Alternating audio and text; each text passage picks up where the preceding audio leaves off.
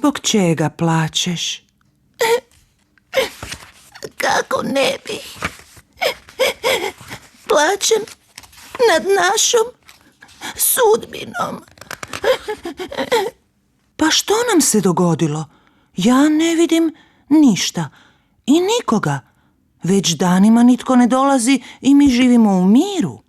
Da, dobro si to zaključila, sestro.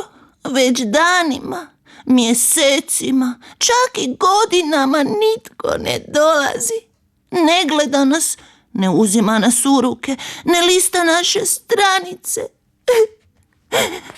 Meni takav mir ne treba. Pa što nam nedostaje ovdje na polici? Lijepo živimo, ukrašavamo sobu, tu i tamo s nas obrišu prašinu. Ma daj, sestro, pa što je tebi? Zar smo mi knjige stvorene da skupljamo prašinu? Zar smo mi tiskane zato da ukrašavamo prostor? Kako možeš tako pričati, kao da je i tebi svejedno, čita li nas netko ili ne? Pa ja, nije mi svejedno, ali nisam razmišljala o tome da bi nas netko trebao čitati. Ali mi smo knjige, a knjige su zato da se čitaju, da se iz njih uči, da se saznaju nova znanja, da se razvija mašta, s knjigom se može svašta. Pa znam ja to, ali što mi možemo? Što možemo ako nas nitko ne želi čitati? O tome baš sada i razmišljam. Što mi možemo? Ako govorimo, ne čuju nas. Ako slučajno padnemo na pod, samo nas podignu i stave natrag na policu. Ako nam čak i vjetar pomogne listati stranice, pa šuštimo, ni to ne pomaže. Zato sam ja tužna, jako tužna, jer nas, knjige, više nitko ne čita. I naša je sudbina jadna, baš tužna.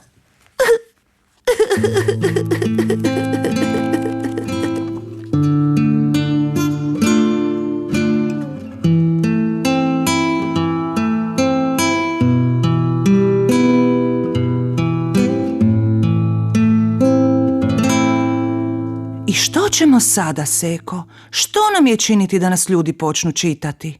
Ne znam. Stalno o tome razmišljam, a odgovora nema. Ništa mi pametno ne pada na pamet.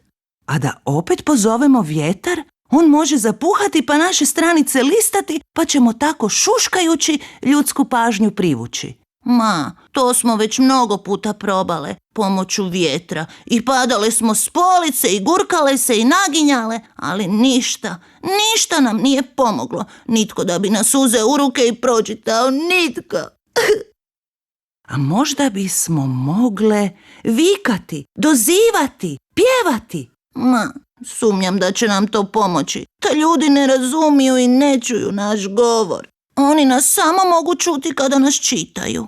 Da, kada nas čitaju, cijeli svijet mašte im se tada otvara i osjećaj se pojavljuju, radost, tuga i napetost se stvara ako je priča zanimljiva i puna žara. Upravo tako, Seko, točno tako. I zato stvarno ne razumijem zbog čega si ljudi radost čitanja uskraćuju. Zbog čega se radije na druge načine opuštaju, umjesto da se svojoj mašti i našim zanimljivim slovima prepuštaju.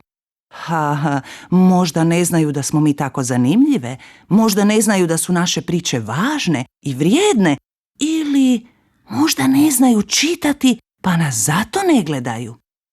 Ma ne znam koji su za nebrigu o nama razlozi, ali znam da onaj koji knjige ne čita mnogo gubi, jer i osjećaj koji se rađaju, i misli koje se stvaraju, i znanje kojega knjige nude, sve to kroz čitanje tako zanimljivo bude. O, da, sada se sjećam jednoga dječaka. On je svaki dan čitao, svaki dan. I tako je, pored svih lijepih osjećaja, mašte, znanja, razmišljanja i naviku da se usredotoči stekao.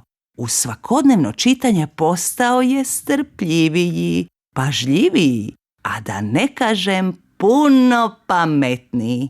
Pa da, sjetila sam se. Čega? Možda nam ipak mogu pomoći djeca. Djeca? A kako?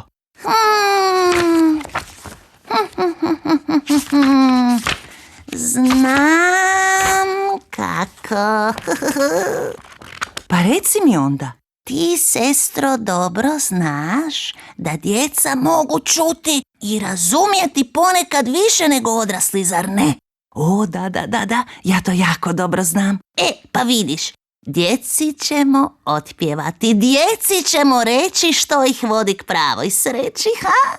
Ali prvo reci meni da ja znam. Seko, pa mi ih vodimo, mi knjige, jer tko čita, zna. Tko čita, razvija mu se mašta. Tko čita, osjeća. Tko čita, razmišlja. A tko razmišlja i misli pravo, živi dobro, živi zdravo. Kako si to dobro rekla, knjigo? Živi dobro, živi zdravo. Da, tko razmišlja i misli pravo, živi dobro, živi zdravo. Hajdemo zapjevati i djecu k sebi pozvati. Misliš li da će nas djeca čuti? I da će početi čitati knjige? Vjerujem u to, vjerujem, knjigo, vjerujem, moja Seko, vjerujem. Dobro, nemoj po meni sliniti, zaprljaćeš mi listove. Radije zapjevajmo. Knjiga bolja je od svega, u njoj raznih čuda ima, priča daje doživljaje svima. Na mjesta razna maštom dođeš, opasnosti mnoge prođeš. Kako bolji čovjek biti učiš kroz priču i ti. Sebe gradiš, čuješ, vidiš, junak priče ostaješ. Znanje skupljaš, mir dobivaš, bolji čovjek postaješ. Čitaj, znanje skupljaj, osjećaje razvijaj.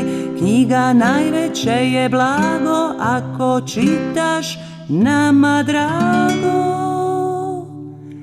Knjiga bolja je od svega, u njoj raznih čuda ima. Priča daje doživljaje svima. Na mjesta razna maštom dođeš, opasnosti mnoge prođeš. Kako bolji čovjek biti učiš kroz priču i ti. Čitajte knjige. Ja ću već danas otići u najbližu knjižnicu i posuditi neku zanimljivu knjigu. Možda naiđem baš na jednu od ove dvije iz današnje priče. I baš me zanima kakve su priče u njima napisane. Sigurno neke jako zanimljive.